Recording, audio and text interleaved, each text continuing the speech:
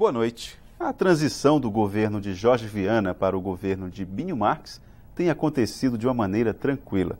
E a condução desse processo está nas mãos de muita gente. Uma dessas pessoas é o atual líder do governo na Assembleia, Edivaldo Magalhães. E é com ele a nossa conversa de hoje. Boa noite, deputado.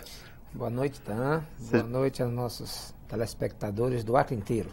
Deputado, essa transição, mesmo sendo do governador Jorge Viana para o governador Binho Marques, futuro governador Binho Marques, ela era necessária? Por que ela é necessária? É necessária porque quando se começa uma nova etapa, é preciso primeiro você fazer um balanço do feito, mergulhar sobre os problemas que você não conseguiu superar, para que você possa então tirar lições desse período e apontar um rumo de como fazer numa nova etapa e como fazer melhor numa nova etapa.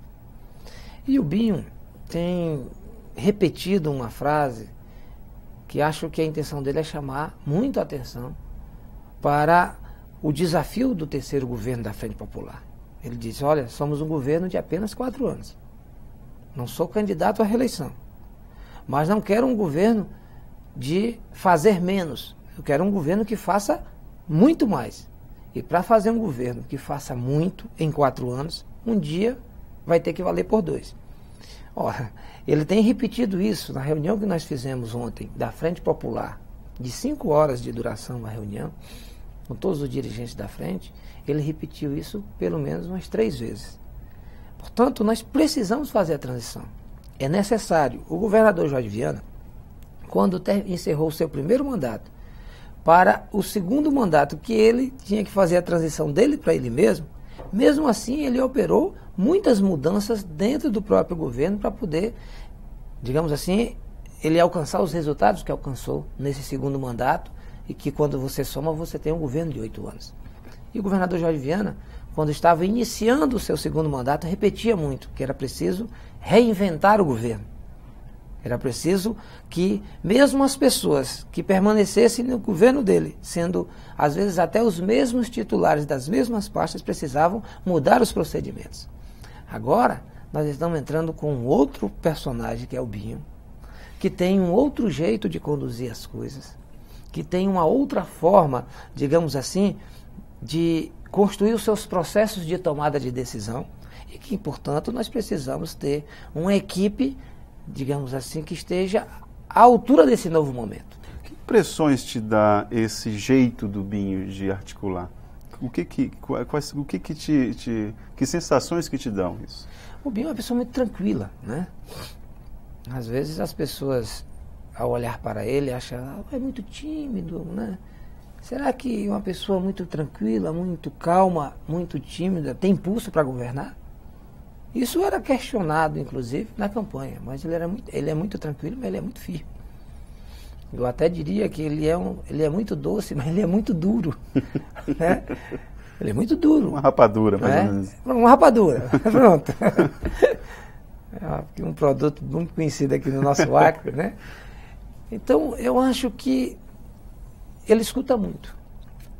Ele promove muitos espaços de conversação, de debate, de discussão, que isso é muito, muito bom para nós que somos militantes de um campo político, programático, da esquerda, né? Há muitas ideias circulando, soltas por aí, que se encontrar um caminho, um espaço para se dialogar com essas ideias, a gente pode, inclusive, enriquecer o governo. Né? E acho que o Binho está querendo fazer muito isso. Eduardo, e de que forma as relações de um futuro governo Binho Marques com a Assembleia podem ser outras, uma vez que ele já declarou que não é candidato à reeleição, que ele só tem 4 anos de governo? Isso muda alguma coisa na relação com a Assembleia Legislativa? Isso muda porque tem um conteúdo novo aí. Veja bem, geralmente os que fazem oposição a um determinado projeto em curso, eles procuram alvos. E o alvo, digamos, predileto de quem quer, digamos assim, impedir que um projeto desse vá adiante, é justamente identificar qual é o líder que tem a possibilidade de disputar as próximas batalhas, para você então desgastá-lo, para você impedir que ele possa, digamos, realizar o seu projeto, o seu desejo e ficar de bem com o povo, vamos dizer assim. Ora, na medida em que o Binho não é candidato à reeleição, ele também deixa de ser alvo. Talvez tenha mais tranquilidade para realizar seu programa de governo. Mas o projeto em si, como tem sido um projeto mais coletivo, da Frente Popular, vai ser questionado. Nós vamos ter, digamos aí, no início eu acredito que não, mas no desenrolar do governo nós vamos ter, digamos, uma oposição ao nosso projeto. Isso não é ruim não, isso é bom, né? A oposição precisa se colocar. O que nós vamos apostar, e eu vou apostar nisso, eu particularmente tenho esse desejo já há muito tempo, é de que ver se a gente consegue ter um diálogo melhor com a oposição. Acho que a oposição precisa ser uma oposição mais programática, mas nós não podemos escolher o tipo de oposição, né? A oposição ela vai se conformando. Eu espero que a gente possa discutir caminhos com a oposição, que a gente possa discutir os rumos do Acre com eles, que a gente possa discutir, digamos assim, as nossas diferenças do ponto de vista das ideias do desenvolvimento que estão colocadas hoje, das opções que o governo fará para, digamos, fortalecer esse caminho do desenvolvimento sustentável, do desenvolvimento florestal que nós estamos apontando para o estado do Acre. Eu acho que se a gente conseguir botar o debate nesse patamar, vai ser muito bom para a oposição e também vai ser muito bom para o governo. Em relação às prioridades do governo Binho, nessa transição, já é possível ter mais ou menos um norte de quais as prioridades que, do ponto de vista político, essa transição já consegue apontar? Acho que algumas questões estão ficando bastante claras, né?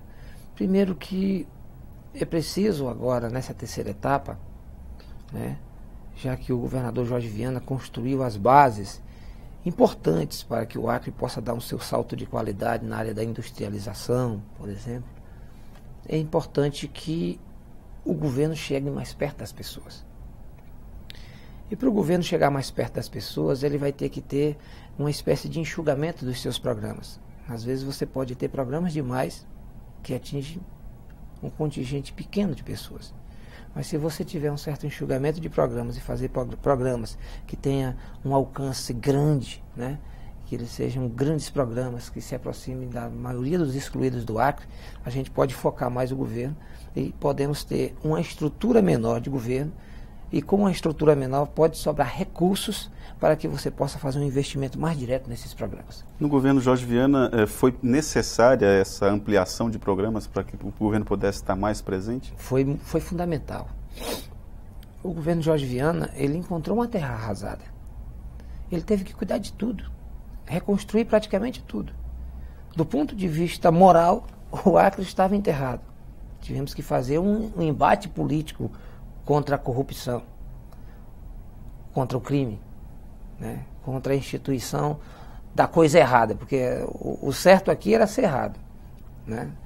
Ter um comportamento ético era símbolo de fulano é besta, aquele ali é um otário. Esses eram os valores que nós tínhamos aqui no Acre. Entrou pobre na política, saiu pobre. Né? Você tinha que fazer esse combate. Olha o tamanho do desafio. E nas diversas áreas do governo não tinha nada que pudéssemos dizer assim, pô, isso aqui tem um programa que está funcionando, que está estruturado, a secretaria, etc. Não tivemos que reestruturar administrativamente o Estado.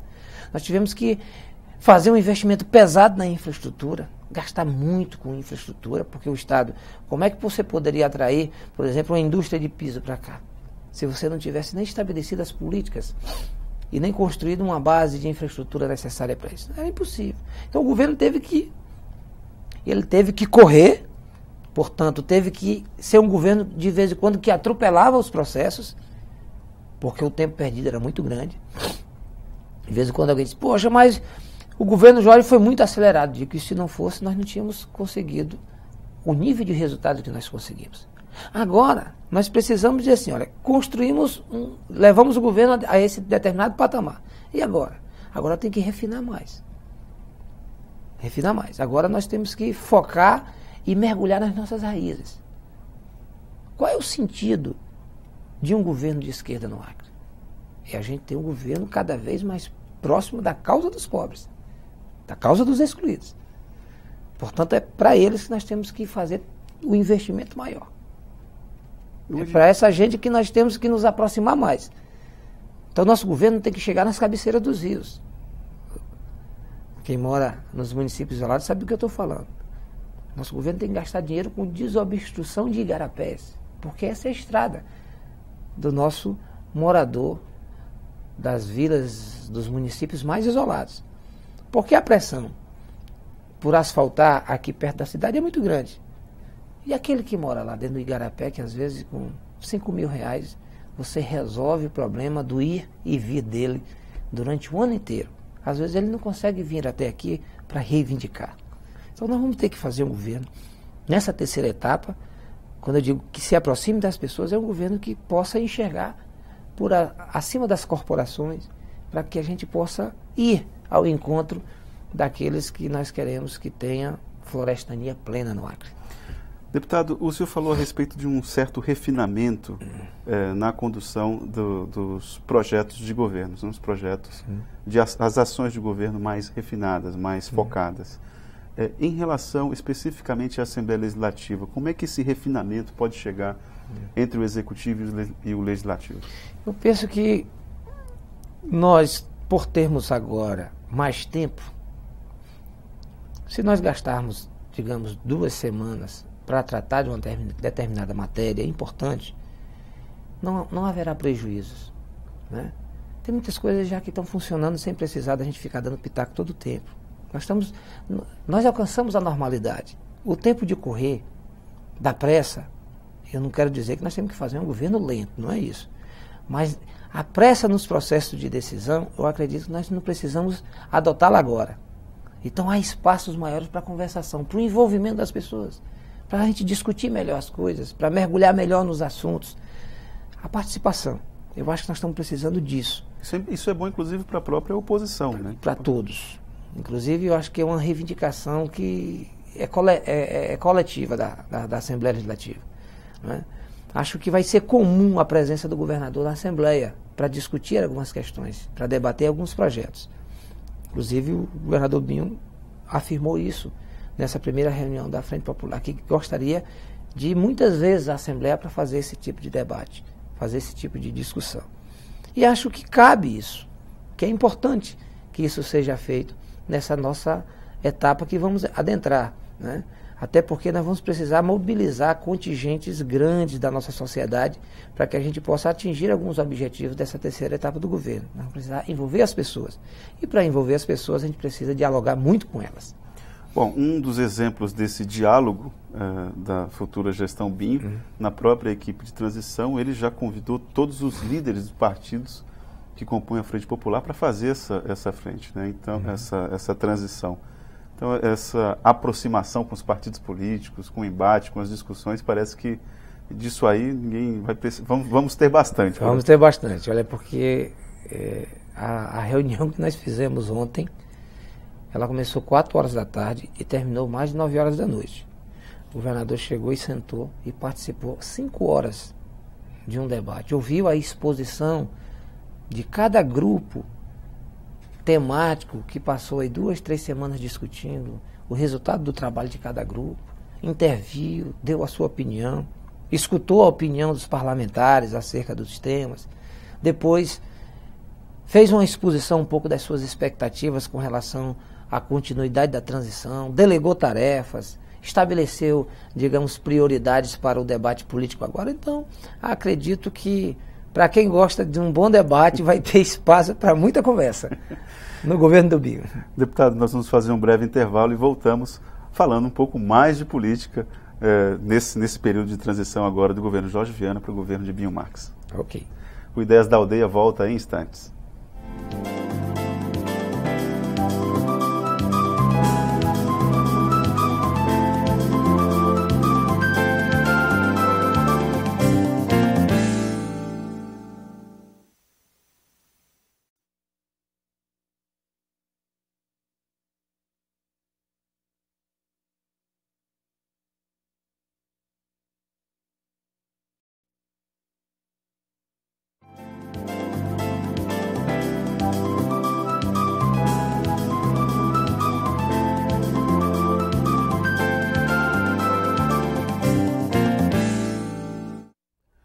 Olá, o Ideias da Aldeia está de volta e hoje conversando com o líder do governo na Assembleia Legislativa, Edivaldo Magalhães. Deputado, qual o risco, nós estávamos falando em transição do governo do governador Jorge Viana para Binho Marques, qual o risco de se fazer uma transição mal feita? O risco é você, digamos, queimar na largada, não ter condições de estabelecer um ritmo bom já no início do governo, de você não, digamos assim, na sua montagem, no seu apresentar-se no primeiro momento, você já se apresentar com a cara amarrada, vamos dizer assim, ou com a cara deformada. Nós temos uma responsabilidade enorme e uma equação que não é simples para ser resolvida na montagem do governo. Primeiro, nós vamos precisar redesenhar administrativamente o governo. Para quem está nos ouvindo, nós vamos precisar diminuir o tamanho do governo, seja na quantidade de secretarias, seja no tamanho delas, para que nessa nova etapa você possa, ao diminuir, focar mais e a partir daí você dá um salto. Nós fizemos um concurso público, 3.000 novos servidores estão entrando no governo, né? Como é que você acomoda essas pessoas dentro da máquina, né? Sem ter que outras tenham que sair? Não é fácil. Então você vai diminuir o governo. Nós fizemos uma aliança ampla para as eleições, maior do que aquilo que era a tradição da Frente Popular. Uma aliança ampla, importante, uma decisão política acertada, correta. Se não houver aí uma compreensão política por parte de todos esses entes, de que o rumo do governo deve ser esse, daqui a pouco você vai querer um governo cada vez maior apenas para contemplar politicamente as forças. Nós não podemos cometer esse erro. Nós não podemos querer resolver o problema, digamos assim, de uma visão pequena que às vezes perpassa nos nossos partidos, perpassa nas nossas organizações partidárias, que isso é natural, é do ser humano, né? Às vezes as pessoas olham, opa, ganhou o governo, participar do governo significa tantos cargos para mim, tantos para você. Não é assim, né? Eu acho que o maior aliado dos partidos no governo talvez não sejam as pessoas. O maior aliado dos partidos no governo vai ser o sucesso do governo. Se o governo for um sucesso, politicamente, os que têm mandato, aqueles que aspiram ao mandato, aqueles que querem disputar prefeituras, etc., poderão ter um governo de sucesso aliado. Portanto, as possibilidades de vitória são grandes. Agora, um governo que não tem sucesso pode ser um péssimo aliado para aqueles que são detentores de mandato, aqueles que são militantes e dirigentes partidários. Então, essa é uma equação que nós vamos precisar resolver nesse processo de transição. Deputado, o presidente Lula já informa nos grandes veículos de comunicação que pode anunciar o ministério antes do Natal. Por que essa não é uma preocupação do futuro governador Binho Marques em anunciar o secretariado agora? Porque não sofrerá solução de continuidade se não fizer. O governo é o governo da Frente Popular, portanto é o mesmo campo político que estará governando a partir do dia 1º de janeiro. Então, se o Binho, como ele mesmo falou, se uma determinada secretaria não estiver ainda politicamente, estrategicamente resolvida na cabeça do governador e dentro daquele consenso de discussão da Frente Popular, achar que ainda não se sabe se aquela área deve ou não permanecer, vamos dizer assim, ele não precisa nomear. Segura um tempo, dá mais um tempo, ganha-se mais tempo. Outras áreas que são complexas, como é o caso da nossa saúde, né? A nossa saúde teve grandes investimentos durante esses 8 anos do governador Jorge Viana. O senador Tião Viana se dedicou muito a essa questão. Mas é uma área que, se você não estiver tomando decisões, alguém pode morrer, né? Se medidas não são tomadas, uma vida pode se perder. Portanto, o próprio governador Binho disse que tem uma preocupação muito grande, já que é a área que vai precisar dar um grande salto de qualidade na gestão, né? E aqui não vai uma crítica a quem está gerenciando a área da saúde, ao conjunto de servidores e de servidoras que tanto se tem trabalhado ali. É que talvez o nosso modelo não seja o modelo mais adequado. Também uma ausência do Estado durante a história inteira, em 8 anos. A demanda reprimida é enorme, né? Num país que tem sérios problemas estruturais, né? Nessa área. Portanto, como é que você vai dar um salto de qualidade? Você tem que fazer uma mudança também dos métodos, do modelo de construção da gestão. E o governador anunciou lá, na reunião, que vai querer estabelecer para o conjunto do governo o modelo que ele adotou, pelo menos os princípios que adotou na gestão da Secretaria de Educação, né? Onde as coisas estão sempre focadas ali num tripé. Ele vai levar esse modelo, está trazendo esse modelo para o debate do novo desenho do governo. Havia ele, inclusive, tido a intenção de mandar uma reforma administrativa para a Assembleia para ser votada na próxima semana.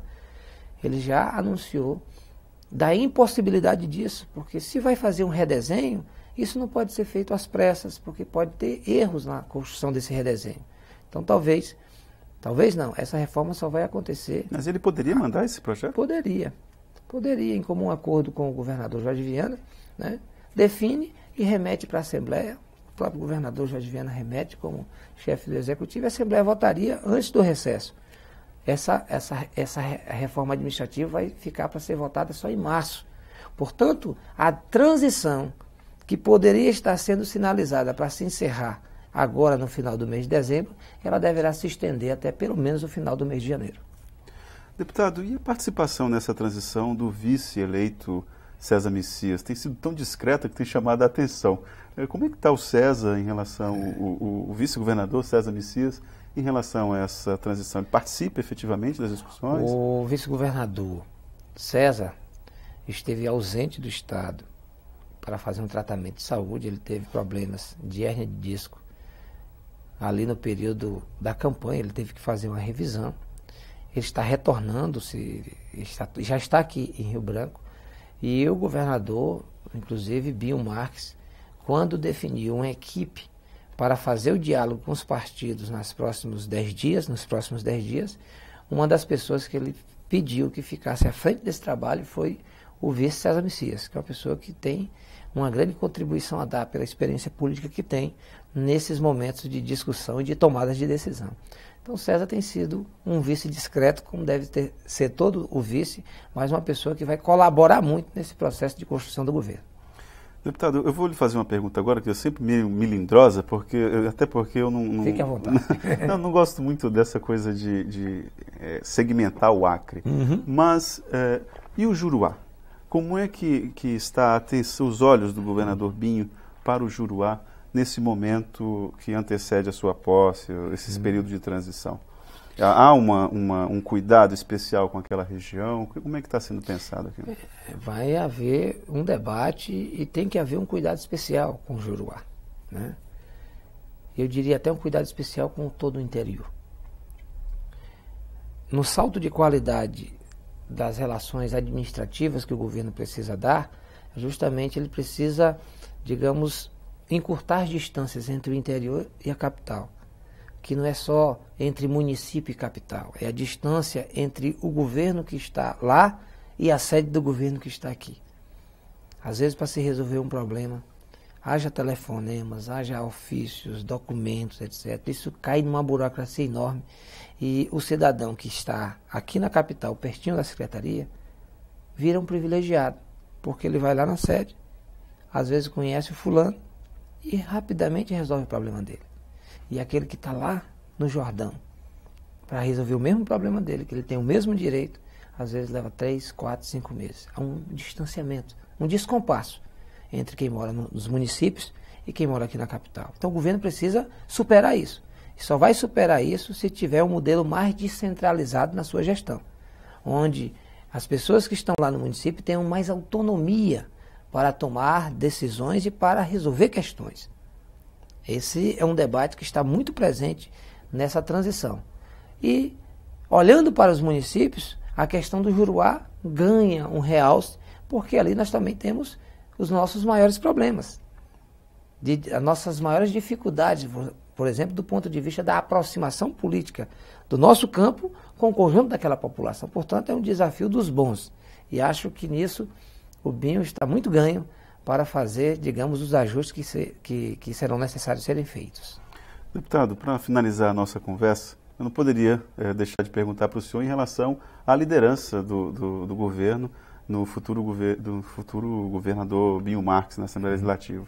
Continua com o senhor essa liderança ou isso não tá em discussão agora? Só em janeiro mesmo? Como é que está? Não está em discussão agora, mas acredito que, eu já vou adiantar uma posição particular, que esse negócio da liderança tem que entrar na cota das mudanças, né? Eu acho que o governo precisa se ajustar, precisa mudar, precisa se oxigenar para poder continuar dando conta do recado.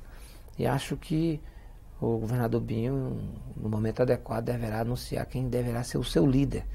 Cumprir um papel durante 8 anos, que não é um papel fácil, simples, é difícil, dá muito trabalho, dá muita dor de cabeça, mas também foi prazeroso, porque uma coisa é você ser líder de um governo fracassado, um governo questionado pelas ruas, né? E outra coisa é ser líder de um governo homenageado pelo povo com um 3º mandato, reeleito no primeiro turno, o governador saindo, deixando o governo bem avaliado, né?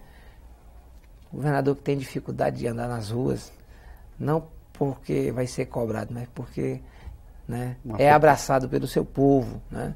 O governador Jorge Viana, eu sempre digo que entrou para a história muito cedo, né? Ele entrou para a história do Acre e entrou para ficar na história do Acre, né? Acho que esse mês de dezembro vai ser marcado por muitas homenagens em função da sua despedida. E eu tenho orgulho de ter colaborado com o governador Jorge Viana ali naquela trincheira que foi a Assembleia Legislativa. Acho que para essa nova etapa, né, nós podemos cumprir outros papéis e outros cumprirão esse papel de liderança do governo, até para que a gente possa ir acumulando novas experiências com novos agentes, com novos atores, e aí ir democratizando os espaços de poder, que é muito importante para quem faz política pela esquerda. Deputado, gostaria muito de agradecer a sua presença aqui no Ideias da Aldeia e dizer que o espaço está aberto. Espero que no futuro governo Binho Marques o senhor venha aqui já com boas notícias, não sei se na condição de líder, não sei se na condição ou em outra condição, mas de qualquer forma o espaço está aberto. Muito obrigado. Obrigado por essa oportunidade. O Acre todo está querendo saber dessas notícias, acho que tem muita gente apreensiva. É bom que as pessoas não transformem a sua apreensão, que é natural, em ansiedade, né? Nós temos tempo, as decisões vão ser tomadas e vão ser tomadas com muito diálogo, vão se buscar tomar decisões de acordo com o interesse da maioria do nosso povo. Eu acho que as pessoas devem ficar confiantes de que o governo Binho veio para levar com firmeza mais adiante o projeto da Frente Popular. Obrigado mais uma vez. Bom, e esse foi o nosso Ideias da Aldeia de hoje. A você que nos acompanhou, obrigado pela sua atenção e até o próximo encontro.